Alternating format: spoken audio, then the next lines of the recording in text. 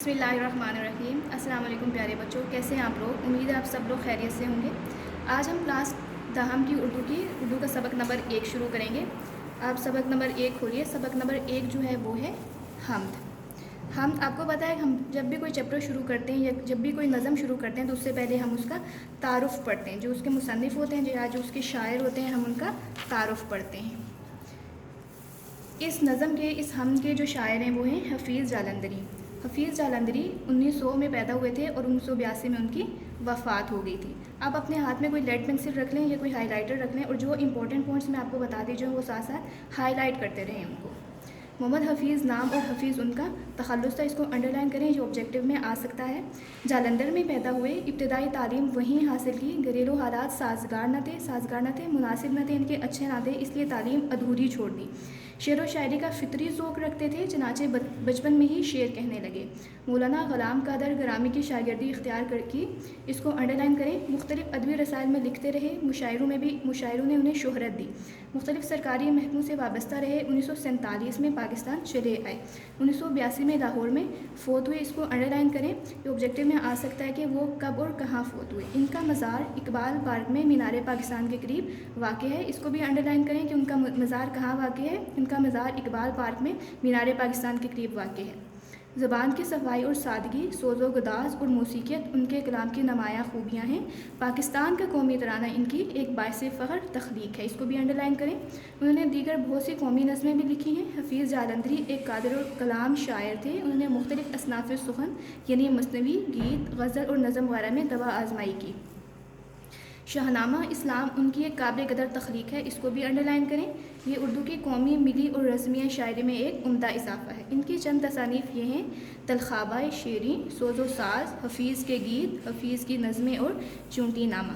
ये था इनका तारुफ़। आपने इनके तारुफ़ को अच्छी तरह से रीड करना है और में जितने भी मुमकिन सवाल बन सकते हैं वो आपने अपनी प्रैक्टिस नोटबुक पे बनाने हैं। अब हम इसकी तशरीह की तरफ चलते हैं। हम्द, आपको मैं पहले ही बता चुकी हूँ हम्द क्या होती है। हम ऐसी नज़म को कहते हैं जिसमें अल्लाह ताला की तारीफ़ की जाए। पहले शेर की तरफ आते हैं। उसी ने एक हर्फ कुन से पैदा कर दिया आलम, कशाकश की सदाए हाउ हू से भर दिया आलम। कुन एक अरबी का लफ्ज़ है जिसका मतलब होता है हो जा। साथ साथ इनके मीनिंग लिखते रख जाएँ। आलम दुनिया को कहते हैं, कशाकश खींचातानी या फिर तकरार, सदाए आवाज़ों को कहते हैं, हाउ हू रौनकों को कहते हैं। इसकी तशरीह करने का तरीका होता है। तशरीह करने का तरीका क्या होता है कि सबसे पहले हवाला मतन लिखते हैं। हवाला मतन में क्या आता है,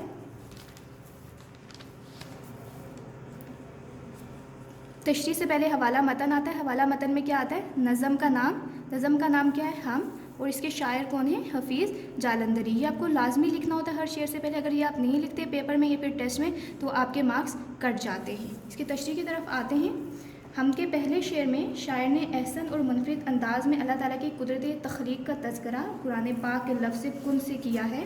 ये अल्लाह की शान है कि उसने लफ्ज़ कुन से सारे आलम को तख्लीक किया। अल्लाह ताला ने इस दुनिया को मुख्तलिफ़ सरगर्मियों और हंगामों से भर दिया। अल्लाह ताला ने रंगारंग नज़ारों से कायनात को खूबसूरती बख्शी। मुख्तलिफ़ आवाज़ें, सदाएँ, ये सब रंगारंगी इस खालिक कुन की तख्लीक़ें जो हर चीज़ पर कादिर है। अल्लाह ताला ने इस दुनिया की गहमा गहमी और रंगारंगी के लिए अनवाउ अक़साम की अशिया पैदा कर दी हैं। ये पहले शेर की तशरीह हो गई। ये इसके नोट्स मैंने आप लोगों के लिए बनाए हुए हैं, ये आपको व्हाट्सएप पे कर दिए जाएंगे। बाकी ये आपको दे दिए जाएंगे, ये आपने याद करनी है और बाकी मैं आपको इनकी थोड़ा सा अब हम इस नज़म की पढ़ाई करेंगे और मुश्किल अल्फाज में आपको साथ साथ बताती जाऊँगी। शेर नंबर 2 क्या है, निज़ामें आसमानी है उसी की हुक्मरानी से, बहारे जावदानी है उसी की बागबानी से। बहारे जावदानी क्या होता है, जावदानी किसको कहते हैं, हमेशा रहने वाली, यानी कि अल्लाह ताला की हुक्मरानी ना सिर्फ ज़मीनों में है बल्कि आसमानों में है और अल्लाह ताला की हुक्मरानी हमेशा रहने वाली है। शायर ने इस शेर में इस पूरी कायनात को एक बाग के साथ तशबीह दी है और अल्लाह ताला को इस बाग का रखवाला कहा है।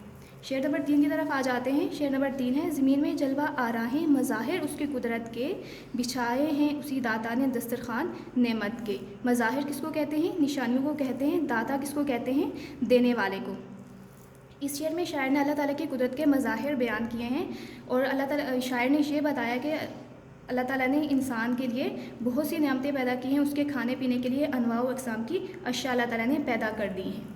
اگلے شعر پہ آ جاتے ہیں. یہ سرد و گرم خشک و تر اجالا اور تاریکی نظر آتی ہے سب میں شان اسی کی ذات باریکی. اس شعر میں شاعر کیا بیان کر رہا ہے کہ ہم سردی کے موسم آتا ہے, گرمی کا موسم آتا ہے, ارد گرد ہم دیکھتے ہیں خشکی ہوتی ہے, تری ہوتی ہے, اندھیرا اجالا, سب میں اللہ تعالیٰ کی ہی شان نظر آتی ہے. وہی ہے کائنات اور اس کی مخلوقات کا خالق, نباتات, جمادات اور حیوانات کا خالق.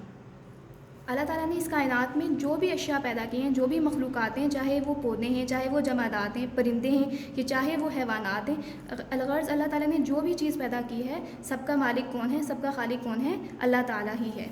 اگلے شعر کی طرف آتے ہیں. وہی خالق ہے دل کا اور دل کے نیک ارادوں کا, وہی مالک ہمارا اور ہمارے باپ دادوں کا. اللہ تعالیٰ نے ہمیں پیدا کیا اور اللہ تعالیٰ ہمارے سب نیک ارادوں کا مالک میں. اللہ تعالیٰ کون ہے, اللہ تعالیٰ ہی ہے. جب ہمارے دل میں کوئی نیک ارادہ پیدا ہوتا ہے تو اس کے پیچھے کس کی تحریک ہوتی ہے, اس کے پیچھے اللہ تعالیٰ کی تحریک ہوتی ہے, اور وہی ہمارا بھی مالک ہے اور ہمارے باپ دادوں کا مالک بھی اللہ ہی ہے, ان کو بھی پیدا کرنے والا اللہ ہی ہے.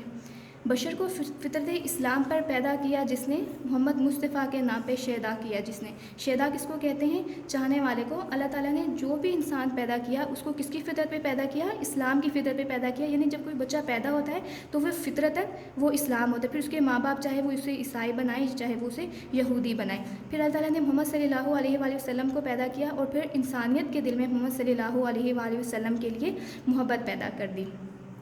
یہ اس ہم کے تشریح ہو گئی. اس کے نوٹس آپ لوگوں کو پرووائڈ کر دیے جائیں گے, واٹس ایپ کر دیے جائیں گے, اور آپ نے ان کی تشریح کو بہت اچھے سے یاد کرنا ہے. اس کے مشق کی طرف آ جاتے ہیں. سوال نمبر 1, اللہ تعالیٰ نے یہ کائنات کون سا ایک لفظ کہہ کے بنائی؟ ہم پڑھ چکے ہیں تشریح میں, کون سا لفظ کہہ کے بنائی؟ حرف کن کہہ کے بنائی.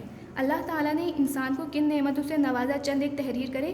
اس نظم میں بہت سی نعمتوں کا ذکر ہے, یعنی سرد و گرم, خشک و تر, اندھیرا اجالا, یہ سب اللہ تعالیٰ کی نعمتیں ہیں.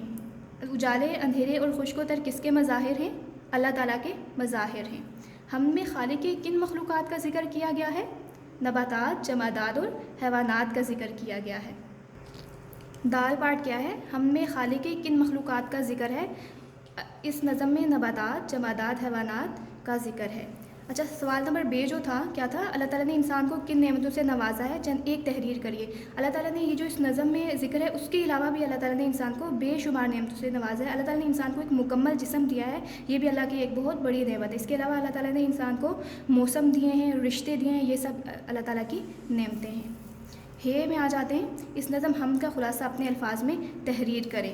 اس نظم, اس ہم کے تشریح ہم لوگ کر چکے ہیں, اس کا خلاصہ آپ لوگوں کا ہوم ورک ہے, یہ آپ لوگوں نے اپنے الفاظ میں ہوم ورک کرنا ہے. اور یہ جو اس کے مشقی سوالات جو ہیں یہ بھی آپ لوگوں نے اپنی پریکٹس نوٹ بک کے اوپر کرنے ہیں.